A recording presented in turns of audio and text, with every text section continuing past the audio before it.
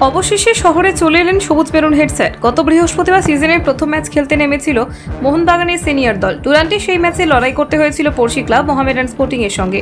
শেষ পর্যন্ত 2টি গোলের ব্যবধানে সহজ জয় ছিনিয়ে নিয়েছে সবুজ মেরুন, যা নিঃসন্দেহে খুশি করেছে সকল সমর্থকদের। সেই ম্যাচে দলের হয়ে জোড়া গোল করেছিলেন ভারতীয় তারকা লিস্টন কোলাসো। গতবারের পর এই সিজনের প্রথম ম্যাচেও তার পারফরমেন্স নিঃসন্দেহে বাড়তি অক্সিজেন যুক্ত করবে দলের অন্দরে। আগামী 4 আগস্ট ডুরান্টের দ্বিতীয় ম্যাচ খেলতে নামবে সবুজ মেরুন, কিন্তু তার আগে জুলাইয়ের শেষ রাতে শহরে আসার কথা ছিল সবুজ মেরুন কোচ জোসে মলিনার। ডুরান্ট ম্যাচের পর মূলত সেই দিকেই নজর ছিল সকল বাগান সমর্থকদের। প্রতিরক্ষার অবসান ঘটিয়ে অবশেষে কিছুক্ষণ আগেই কলকাতা বিমানবন্দরে পা রাখলেন এই স্প্যানিশ কোচ।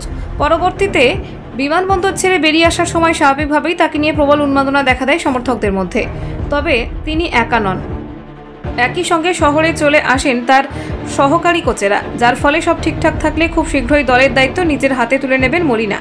উল্লেখ্য, শেষ ফুটবল সিজনে তার হাতেই দলের দায়িত্ব তুলে দিয়েছিল ম্যানেজমেন্ট। সেবার ডুরান্ট কাপ হাতছাড়া হলেও পরবর্তীতে আর খুব একটা হতাশ করেননি তিনি। দেশের প্রথম ডিভিশন ফুটবল টুর্নামেন্টে শিল্ডের পাশাপাশি লিগ কাপও জয় করে সবুজ মেরুন শিবির। এক কথায় যা বিরাট বড় চমক ছিল সকলের জন্য। এবারের এই নতুন সিজনেও সেই ধারা বজায় রাখার লক্ষ্য থাকবে 2বারের ISL জয়ী এই কোচের। কলকাতা 24/7.in।